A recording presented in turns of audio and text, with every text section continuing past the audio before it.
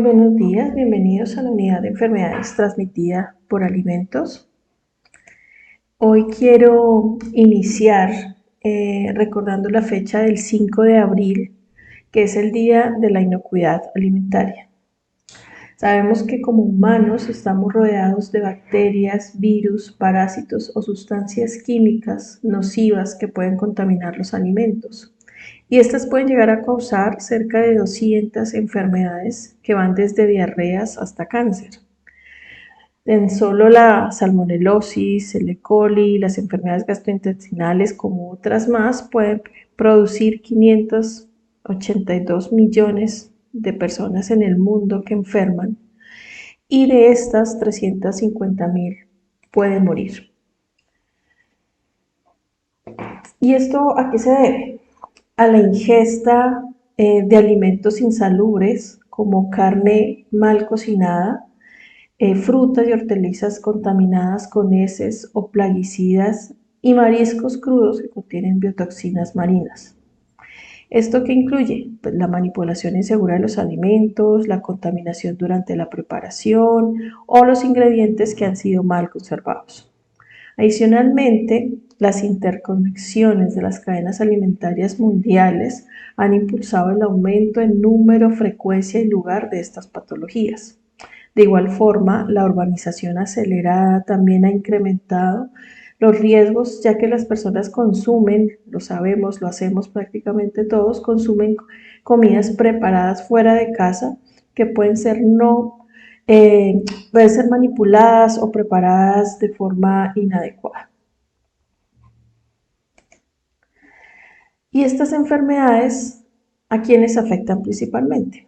Pues tenemos población vulnerable, que son nuestros niños y niñas, las mujeres embarazadas, los ancianos y todas aquellas personas inmunosuprimidas. La Organización Mundial de la Salud define las enfermedades transmitidas por vía alimentaria, o ETA, como la tenemos aquí en las siglas, enfermedades transmitidas por alimentos también se pueden llamar, como aquellas que pueden atribuirse a un alimento específico por la presencia de un agente patógeno. Este concepto se refiere tanto a las enfermedades que son causadas por agentes biológicos, como sabemos, bacterias, virus, hongos, parásitos, como las causadas por sustancias tóxicas de todo tipo. Aquí es importante tener claro que si se habla de infección, es cuando los agentes patógenos ingeridos se desarrollan en el huésped y causan una enfermedad. Ejemplo, el Staphylococcus aureus. Y por intoxicación, cuando la enfermedad es producida por la sustancia tóxica presente en el alimento ingerido, y son las toxinas bien sean biológicas, como sucede en el caso de Bacillus cereus, que produce una toxina, que es la que lleva a la enfermedad, o tóxicos de origen químico, como pueden ser plaguicidas, organofosforados, que son los que vemos más habitualmente. Bien, tenemos diferentes vías de transmisión. Las principales, aquí se divide como en dos puntos de atribución: el nivel de los reservorios y el nivel de exposición. Entonces, vemos que a nivel de reservorios, que es esta parte de acá, las vías de transmisión son a través del ambiente, por las fábricas de alimentos y piensos, por los alimentos para animales y por las mascotas o animales silvestres. Aquí podemos observar que hay dos tipos de vías de transmisión. Entonces, son las de transmisión pues, al ser humano.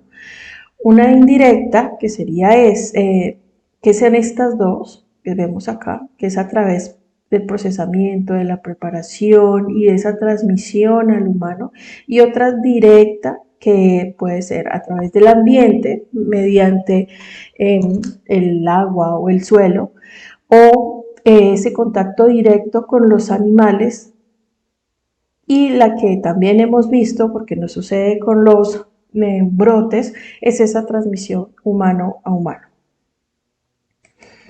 Ahora bien, ¿qué es un brote epidémico de enfermedades transmitidas por alimentos? Es definido como un incidente en el que dos o más personas presentan una enfermedad semejante después de la ingestión de un mismo alimento, o sea, que veamos ese nexo epidemiológico. Y los análisis epidemiológicos apuntan al alimento como el origen de la enfermedad. Los brotes pueden involucrar números diferenciados de casos. ¿Esto qué quiere decir? Que esto puede variar, el número de casos.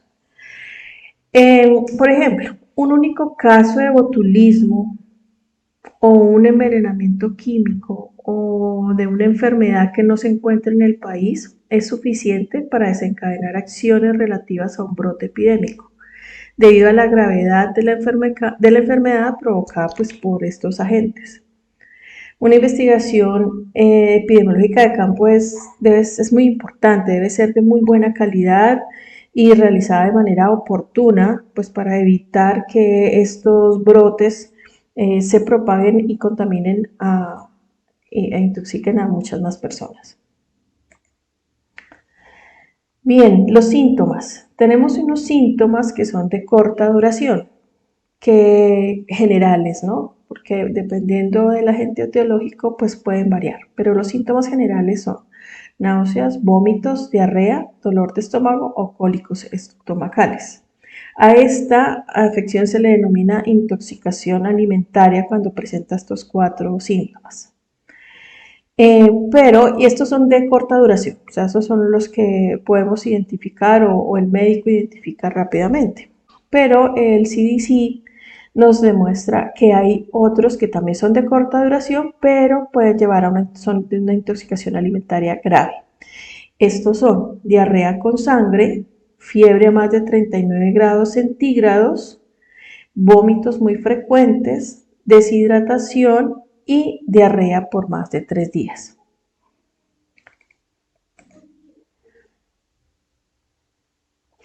Pero estas setas también nos pueden llevar a problemas graves de salud y efectos a largo plazo.